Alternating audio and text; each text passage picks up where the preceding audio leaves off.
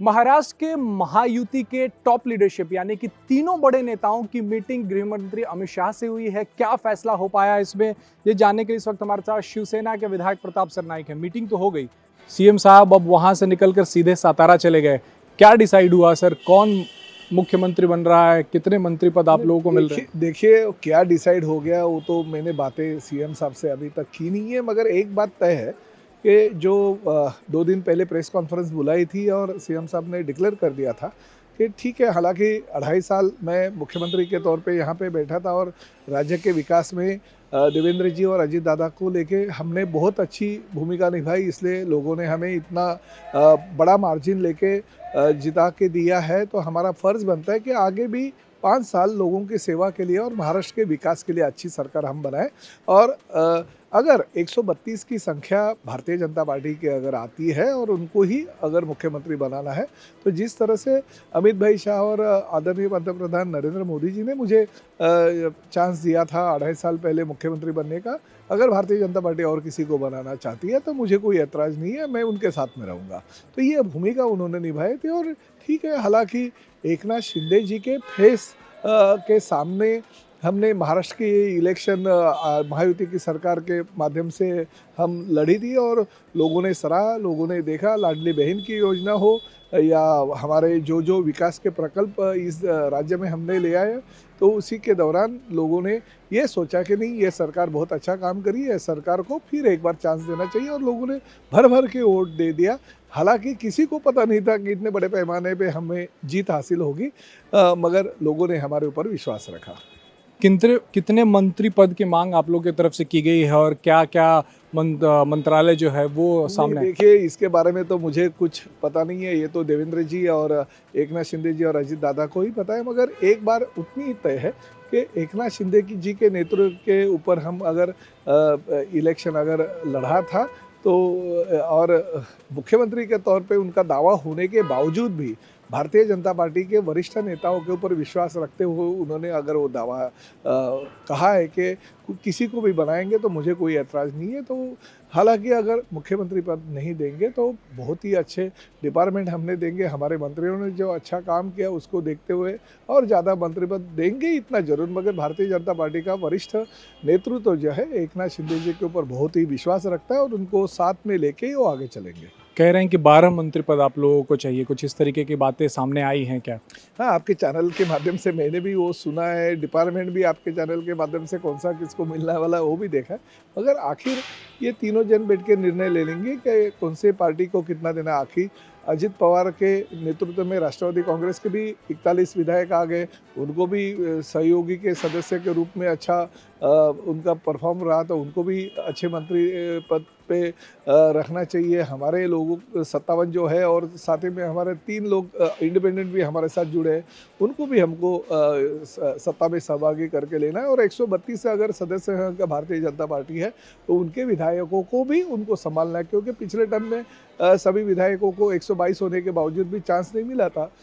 तो इस वक्त ज़रूर उनको अच्छी सदस्य संख्या मिलेगी। तो तीनों को संख्या देखते हुए मुझे तो ऐसा लगता है कि 5 विधायक एक मंत्री इस रूप में अगर होगा, अगर मंत्री पद का विस्तार, तो निश्चित रूप से वो अच्छा होगा। श्रीकांत शिंदे के लिए आप लोगों की तरफ से क्या कहा जा रहा है? क्या उन्हें केंद्रीय मंत्रिमंडल में शामिल करने की भी बात आप लोगों की तरफ से कही गई?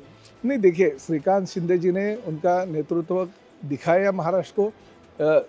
3 बार वो सांसद के रूप में कल्याण कॉन्स्टिट्यूंसी से जीत के आए, बहुत बड़े मार्जिन से वो जीत के आए।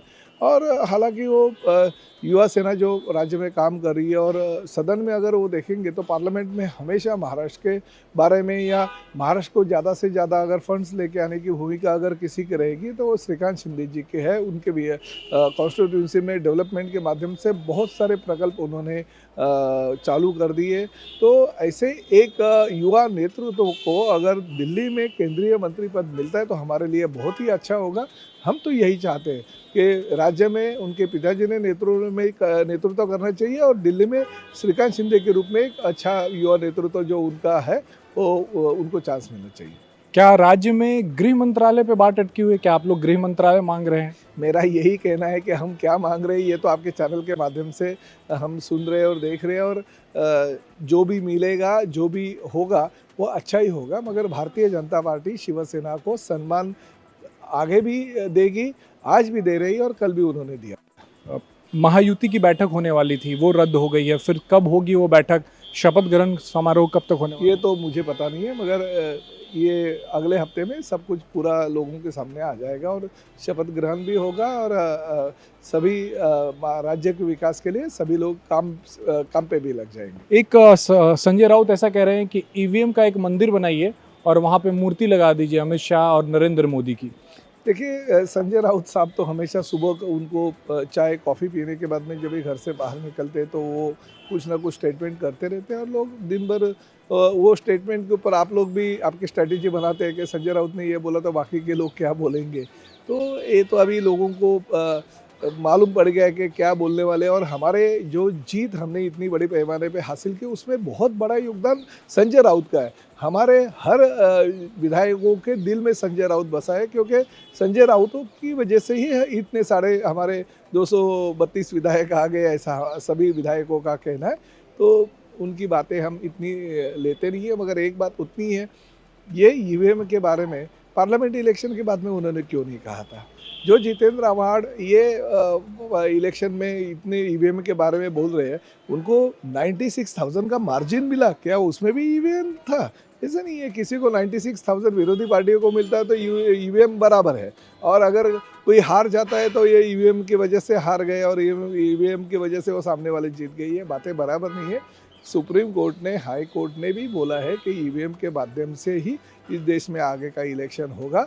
आज जो हो गया वो भी सही हो गया, तो मुझे लगता है कि ईवीएम के ऊपर दोष देना गलत है। आखिरी सवाल यही है कि ईवीएम को लेके और सीधे प्रधानमंत्री और गृह मंत्री पर इस तरीके का तंज कसना, वो कहाँ तक आपको जायज़ लगता है कि मंदिर बनाइए और वहाँ उनकी मूर्ति लगा? देखिए, मैंने क्या कहा कि हम 232 विधायकों के दिल में संजय राउत बसे हैं, क्योंकि उनकी वजह से हम तो जीतने वाले थे, मगर उनकी वजह से हमको 2-5% वोट तो ज़्यादा ही मिले। तो वो जितना ज़्यादा गलत बात करेंगे, जितना लोगों को उनके बारे में ये गलत बोलते हैं ऐसा पता चलेगा, उसमें हमारे और भी भविष्य में वोट ज़्यादा बढ़ते रहेंगे और उनके पार्टी के लिए वो घातक है। बहुत बहुत शुक्रिया। तो प्रताप सर नाइक थे जो बता रहे थे कि संजय राउत जिस तरीके से बयानबाजी करते हैं उसका भी एक योगदान रहा है इनकी जीत में। कैमरामैन विजेंद्र भदौरिया के साथ राजेश कुमार, इंडिया टीवी, मुंबई।